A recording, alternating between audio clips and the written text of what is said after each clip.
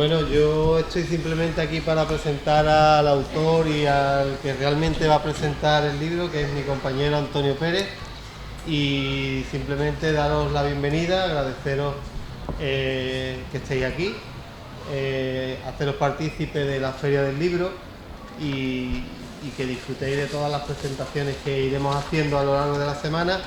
Y nada más, hablo en nombre de la corporación y disculpo a la delegada que no ha podido asistir al acto, y simplemente le doy pie a Antonio Pérez, que precisamente también mañana presentará su nuevo libro y estaremos aquí para ver qué nos cuenta. Y nada, muchas gracias por vuestra asistencia y esperamos que disfrutéis de lo que nos cuenten estos señores. Diego Umbría es un profesional que yo creo que muchos, por lo que he visto, ya es sobradamente conocido en el terreno de la milicia. No obstante, a mí me corresponde presentarlo. Y bueno, pues, qué decir de una persona que con más de 40 y tantos años de servicio público en el ejército español, en unidades tan diferentes como la de regulares, la Legión, la Brigada Paracaidista, etcétera, etcétera. Como militar y profesional de esta talla, ha sido reconocido con la encomienda y placa de la Real Orden de San Hermenegildo y con 4 cruces al mérito militar, y además de diferentes felicitaciones en distintos momentos. De otro lado, ha participado en las primeras jornadas sobre Derecho Internacional Humanitario organizadas por la Universidad de Granada y la Consejería de Educación de Melilla, pero hay algo más que no se cita en su biografía, aquí resumida. Diego es un amante de la naturaleza y su vinculación con la historia. A caballo, nunca mejor dicho a caballo, porque ese es el terreno suyo, participa de itinerarios muchas veces complicados, senderos y vericuetos, por donde transitaron contrabandistas, gente humilde, en definitiva, que tejen la historia cotidiana de los pueblos. Historia que el autor de Los contrabandistas de tabaco por el campo de Gibraltar y la serranía de Ronda retrata fielmente. De estos temas hemos hablado Diego y yo en más de una ocasión, incluso hay ahí también un reflejo de algo de lo que hemos hablado también. Y bueno, yo le decía hace un momento que la existencia del contrabando, y él lo sabe, que de esto entiende más que yo, en la zona tiene su razón de ser y su origen en Gibraltar, con sus raíces históricas tan importantes. Y en este sentido, a mí me gustaría destacar que después del mercado nacido con los suministros logísticos para mantener la guerra contra Napoleón, es cuando el contrabando se convirtió en la fuente principal de recursos para sostener una economía satisfactoria para los nuevos habitantes del Peñón. En 1830, las mercancías que entraban en España, eludiendo los impuestos, eran fundamentalmente los productos textiles y artículos manufacturados en Gran Bretaña, y también tabaco de Virginia y Jamaica, que competían con el de Cuba, que se distribuía desde Sevilla. Los mercantes británicos comerciaban con los artículos manufacturados y los genoveses, en su mayor parte, con el tabaco. Desde Gibraltar el contrabando iba por tierra y en pequeñas embarcaciones a través de la bahía y siguiendo la costa del Mediterráneo. Esos son los datos del siglo XVIII y del siglo XIX. Las embarcaciones eran manejadas por españoles, portugueses y genoveses. Los transportes por tierra eran realizados por españoles que se hacían cargo de la mercancía al otro lado del istmo o en los puntos de desembarco. Uno de los lugares fijos más importantes de vigilancia en la costa lo teníamos en nuestro municipio, en Calasardina, en el famoso cuartel de carabineros, que hasta finales del siglo XIX estaba considerado, del siglo XVIII estaba considerado como uno de los puntos más importantes de vigilancia, y tenía una guarnición ya de un cabo y varios soldados. Los lugares, los que sacaban las mercancías de Gibraltar y la transportaban hasta la costa u otros lugares concertados previamente, eran los corredores, quienes además eran los encargados de allanar las dificultades, entendiéndose como tal el soborno a los agentes del cuerpo del resguardo. El precio solía ser 1 onza por fardo e incluso el pagar también anticipadamente el correspondiente peaje, llamémosle así, a las partidas de bandoleros que controlaban los caminos por la sierra. Entraba dentro esta función de relaciones públicas el regalo del puro a quien oliese a mando o del pañuelo a la mujer del alcalde. Cuando se programaba una operación siempre se contaba con un agente de resguardo que había sido avisado previamente del lugar y la hora en que iba a realizarse, al objeto de supervisar el cumplimiento de lo pactado. Los eslabones del negocio funcionaban perfectamente. El viajero romántico Richard Ford conoció un Gibraltar que era, decía en su libro, puerto libre en el sentido más amplio del término, añadiendo: no hay aduana ni antipáticos registros de equipaje, todo se puede exportar e importar igual de libremente. Por lo tanto, esta árida roca, que por sí misma no produce nada y consume de todo, está admirablemente abastecida. Gibraltar es el gran almacén de mercancías británica, continuaba el escritor, sobre todo algodones que pasan de contrabando a España a lo largo de la costa de Cádiz a Benidorm, con gran beneficio para las autoridades españolas situadas en estos puntos, en teoría para impedir lo que realmente estimulan. En los libros de registro de exportaciones británicas figuraban más de 200 partidas de diferentes géneros, pero según el escritor Sánchez Montero en Estudios sobre Gibraltar, las cantidades que componían la mayoría de estas partidas eran mínimas, pues en la relación se especificaban cada año desde los instrumentos musicales hasta las barajas de cartas, pasando por los espejos o los grabados. Ya sabemos que en el reinado de Isabel II, con la creación de la Guardia Civil, se encomendó a este cuerpo la persecución del contrabando. La actividad ilícita disminuyó sensiblemente, pero no desapareció. Diego describe muy bien el componente gibraltareño del contrabando. A mí particularmente me llamó la atención, y por eso he hecho hincapié en este origen, y no me alarma a estas alturas, pero sí que como decía, poderosamente llamó mi atención. Una gran industria, comenta Diego, envasadora de tabaco, creció en Gibraltar durante una de las épocas doradas del contrabando, de los años 40 hasta mediados de los 60 del pasado siglo. Así lo recoge él perfectamente. En este sentido, detalla que las principales fábricas se concentraban en la zona de Puerta Tierra, actualmente conocida por Marina Bay. Dicho lugar era el apropiado para el atraque de barcos procedentes de Virginia, Jamaica y Cuba, que transportaban los fardos que a través de las lanchas eran desembarcados prácticamente a pie de fábrica, y así lo recogen las páginas de este libro. Entre las industrias, los que somos del campo de Gibraltar, nos suenan algunas marcas de tabaco que circulaban por esta zona. Decía que entre las industrias envasadoras se encontraban las de las marcas Montecristo, Montecarlo, Povedano, el Cubanito, la Flor de Oro o el Águila Imperial, que cuidaba de manera especial su envoltorio, nos lo comenta el autor, para hacerlo resistente a los rigores del transporte propio del contrabando. Ya cuando salía de fábrica estaba pensado para las vicisitudes que había que transcurrir, bien sea a través del mar, bien sea a través del campo. Normalmente, y esto también habría que subrayarlo, normalmente los turnos de trabajo en esta fábrica eran de 12 horas. No obstante, en situaciones de excepcional demanda, nos recoge el autor, se establecían hasta de 24 horas. Se trabajaba todo el día, toda la noche. Tal era la importancia del género exportado que las petacas hechas en la ciudad de Ubrique, famosa por los productos de cuero, estaban adaptadas para lo que se denominaba entonces cuarterón o medio cuarterón de tabaco gibraltareño, y no para los paquetes oficiales ilegales que se producían en la tabacalera española. Se vivía en función de esa producción del contrabando.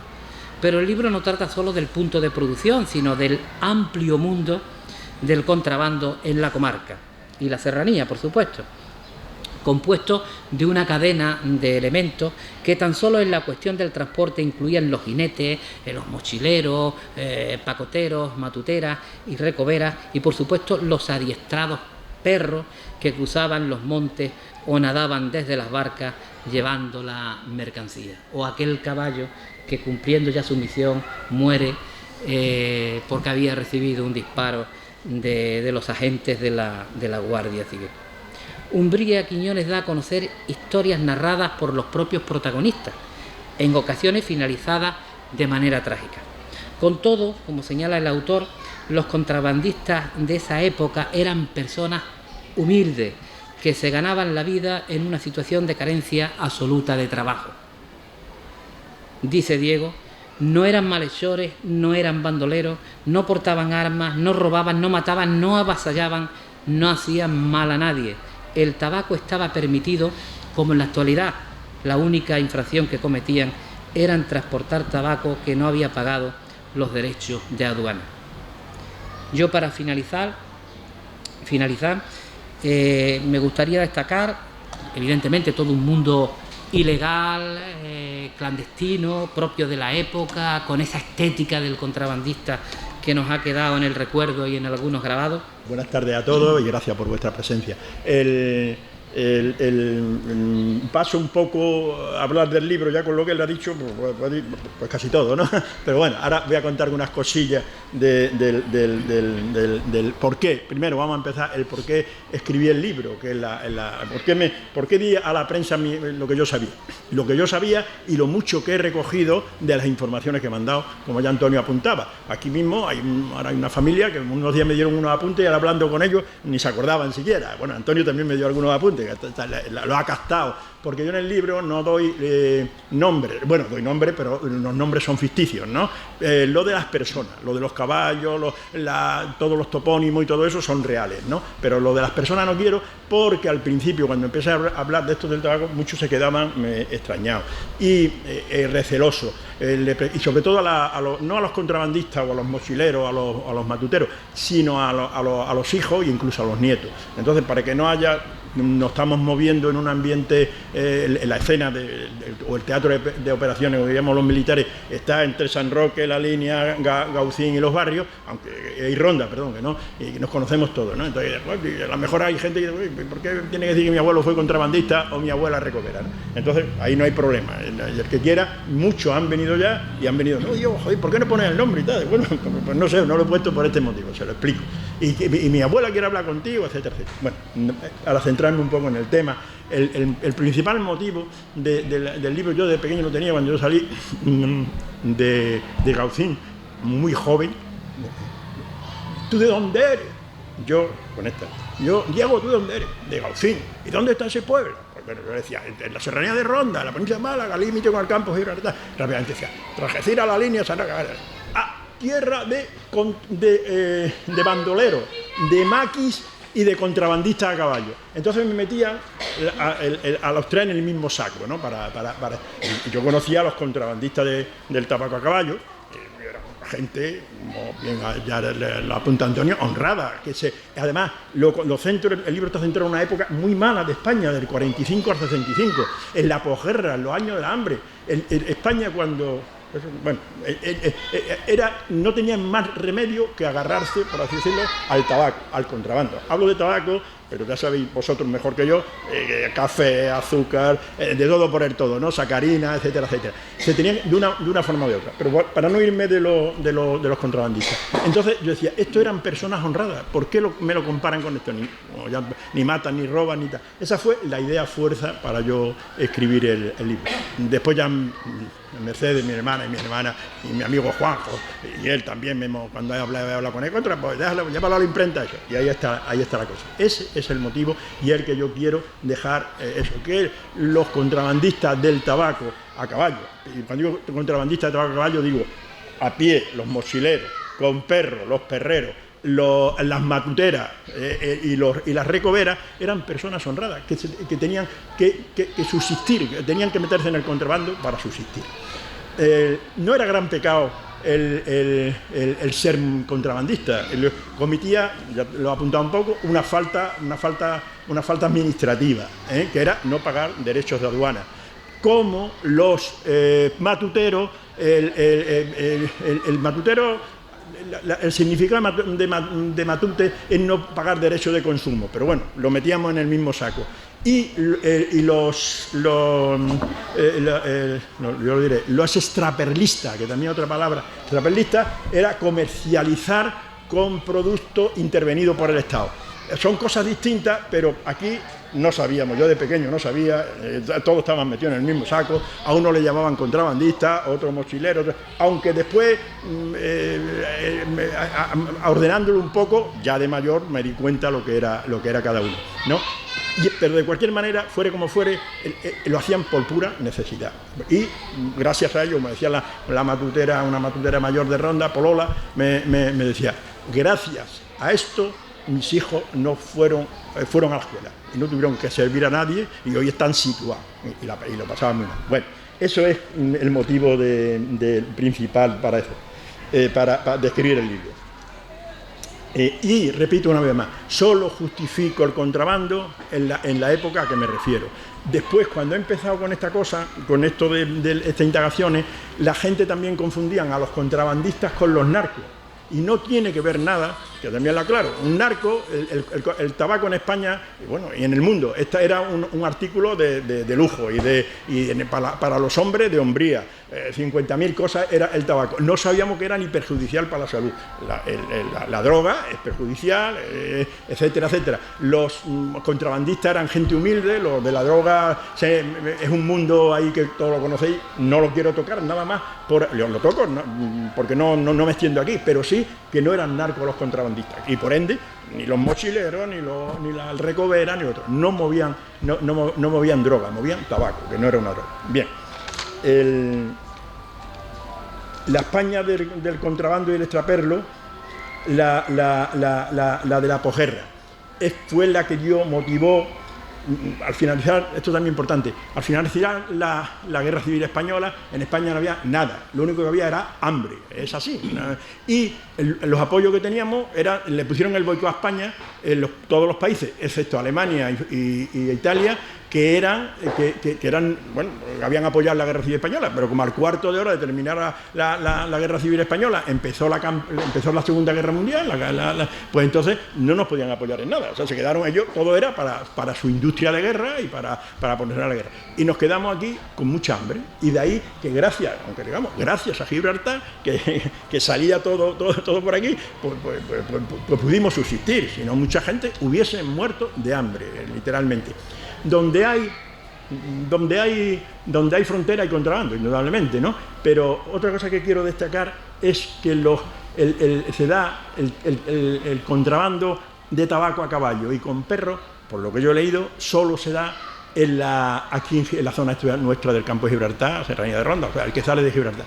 Que un jinete a caballo, o sea, que un caballo cargado de tabaco con su jinete se exponga y desde aquí, desde las playas, bueno, si en el libro os pongo, no sé, la que tú has dicho antes, de Guadiaro, de Sotogrande, de Torre Guadiaro, de aquí, de todos los sitios. Y llegaban a Sevilla, llegaban a Utrera, llegaban casi a Córdoba. O sea, 4 o 5 días expuestos a que lo matasen.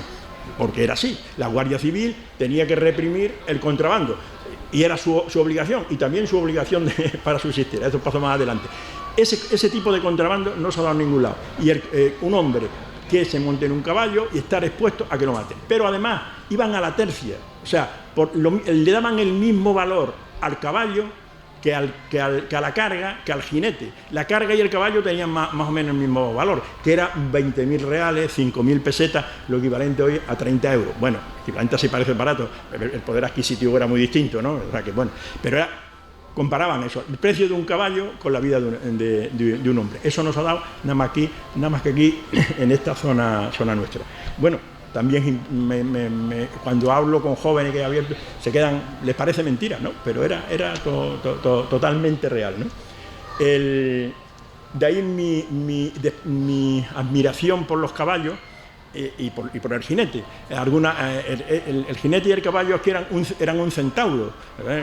Entonces, yo hablando, este libro no es de buenos y malos. Aquí, cuando lo leáis os daréis cuenta. Aquí, por una parte, estaban los guardias civiles, que tenían que subsistir también, y además su reglamento, como bien apuntado aquí, le obligaba a cumplir con su obligación, ¿no? Valga la redundancia. Y entonces los contrabandistas, cuando digo contrabandistas entran todos, mochileros y tal, tenían la obligación de subsistir también y tenían que sacar el contrabando, ¿no? De ahí eran antagónicos, pero no eran enemigos. Después se dan muchos casos, como hablo aquí.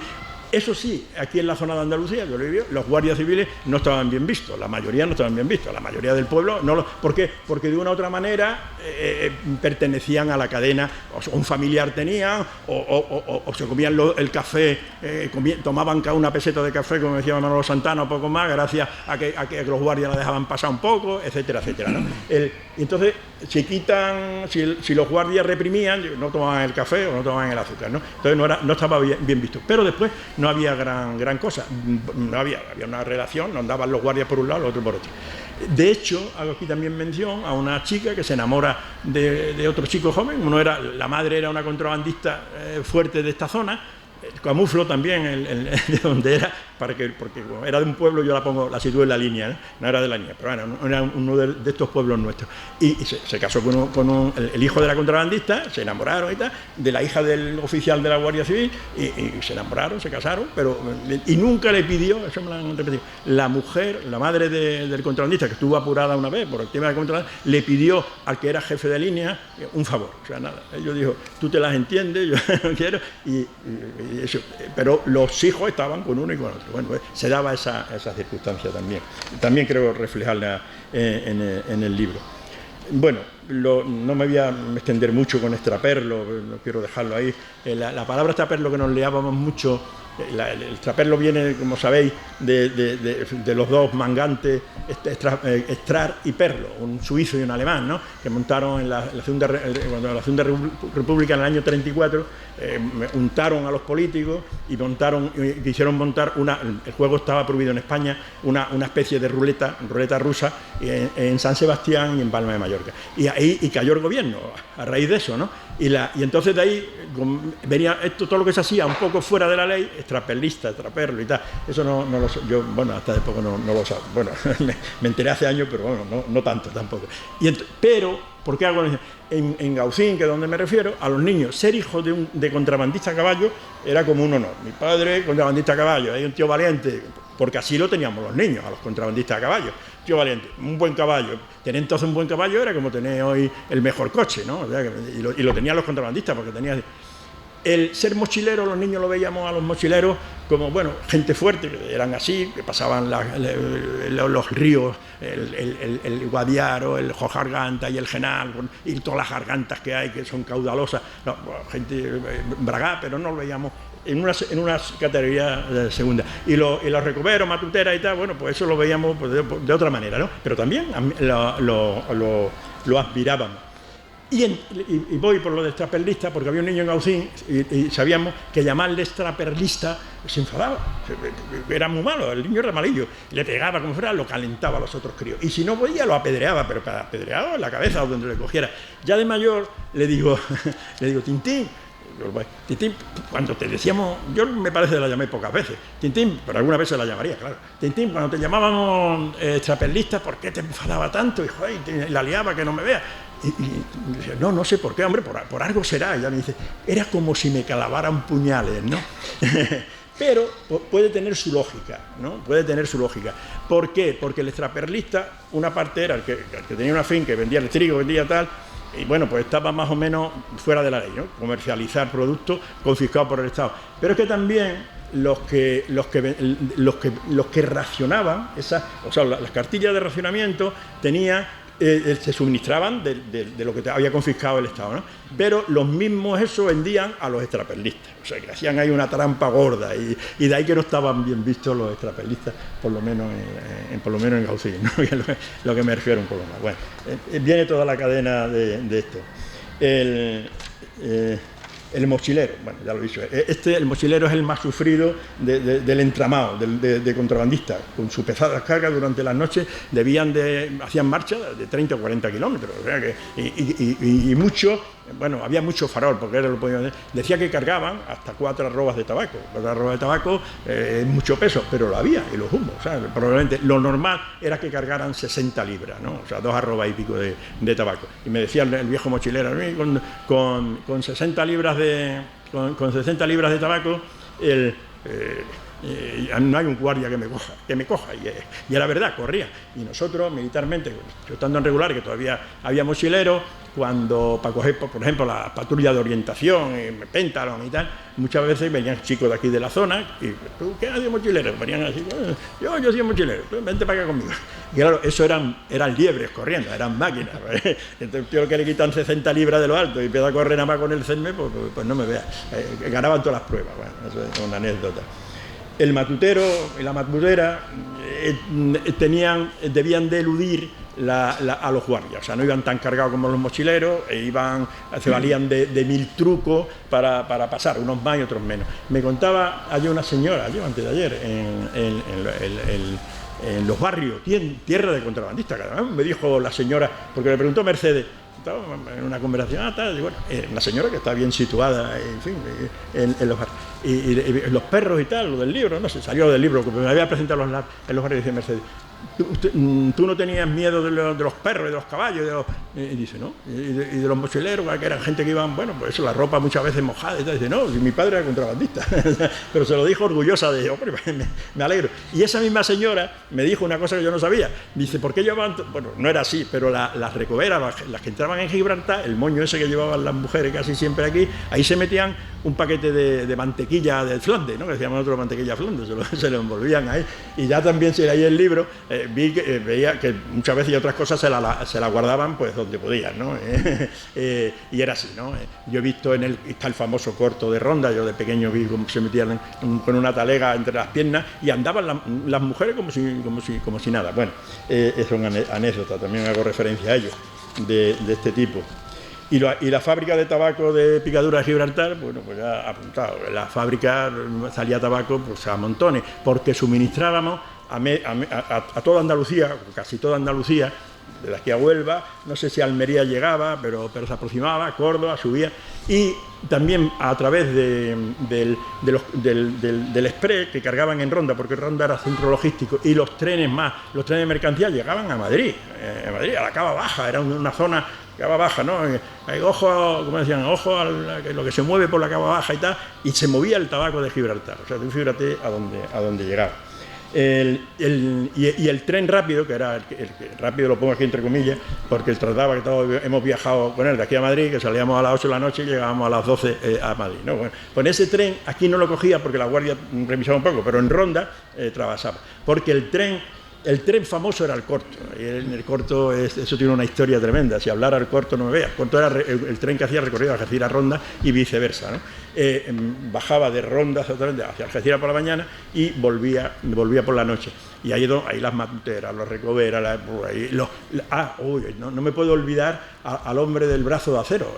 Le he llamado así, eran unos especialistas que cargaban el tren, cuando el tren en marcha, iban con eso llevaban más. Llevaban, no se llevaban casi 4 arrobas de tabaco, sí, lo llevaban el tabaco de aquí, a través del Pinal del Rey, se metían por Castellares Nuevo, iban a una estación que había por arriba de Castellares, Marchenilla, puede ser, no me acuerdo, Marchenilla.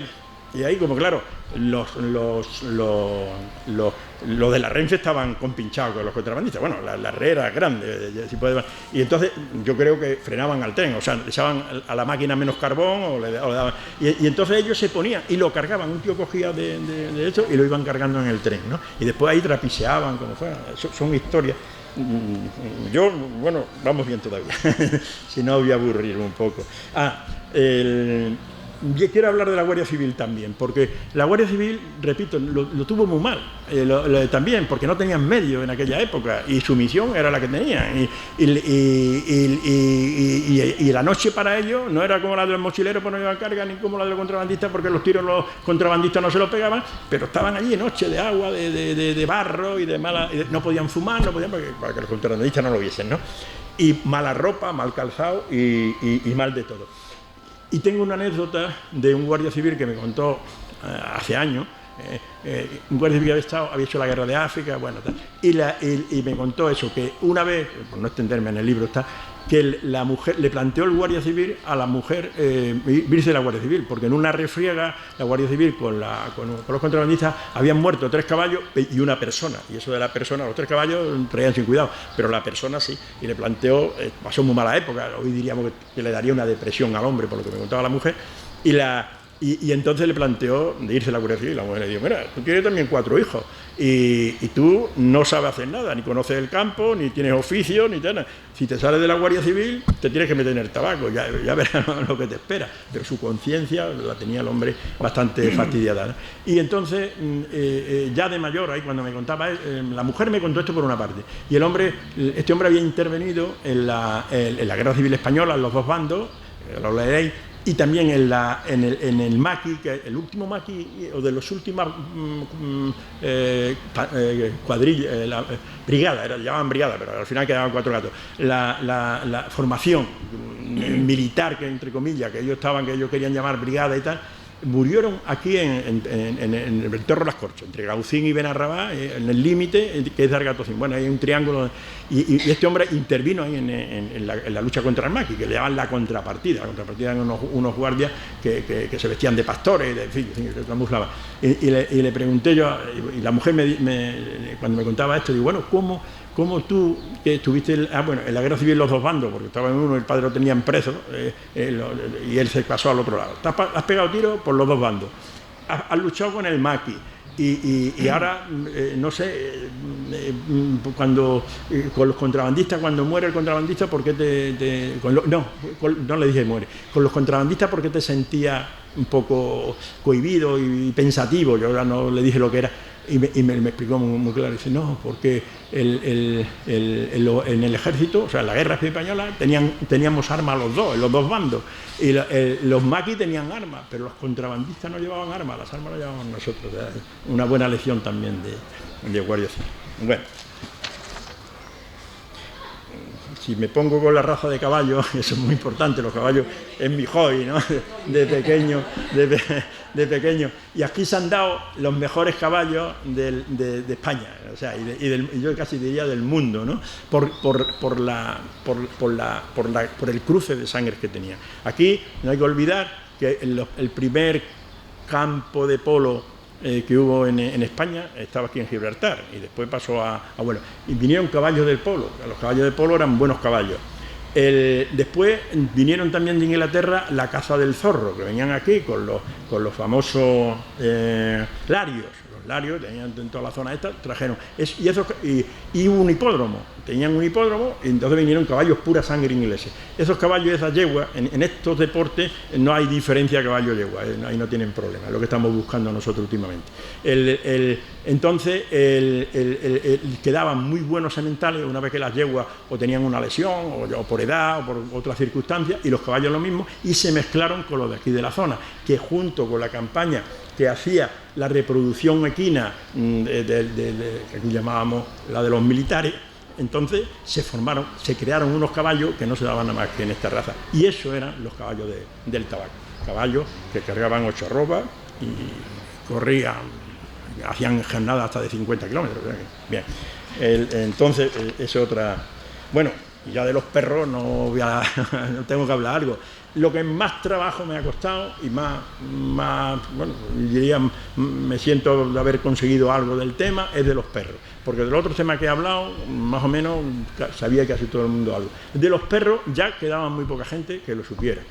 Y hablando de los perros, ya yo sabía, la verdad que sabía que había perros de agua, pero no sabía cómo funcionaba. El perro de agua, o sea, lo cogían la línea y en toda esta zona de San Roque, en la estación, en todo por aquí, desde Guadiaro hasta Algeciras, ¿no? Había gente que cogían con una barquita, llevaban los perros a Gibraltar, lo cargaban de tabaco, un aparejo especial que tenía, y cuando iban acercando a la playa, los guardias, porque las guardias estaban cada uno a 100 metros por ahí, había una pareja guardia civil, lo soltaban, los perros iban nadando, lo enseñaban a nadar para que no se apoteara, y después el perro se agachaba cuando venía el guardia. Bueno, una enseñanza tremenda.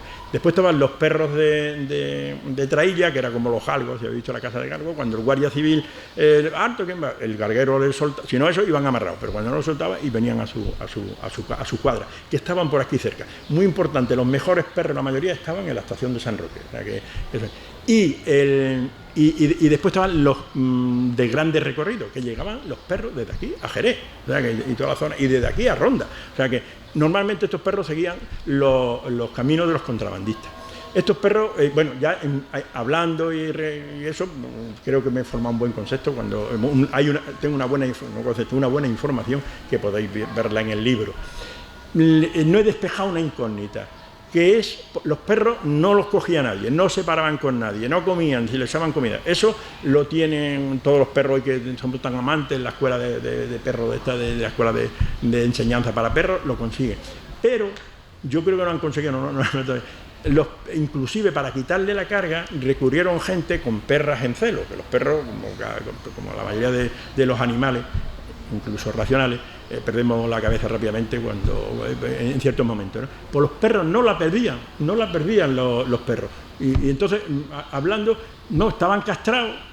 No, por lo visto no estaban castrados, o sea, los perros, primero estaba castrado, pues tenía su cosa, ¿no? Pero me han dicho que no.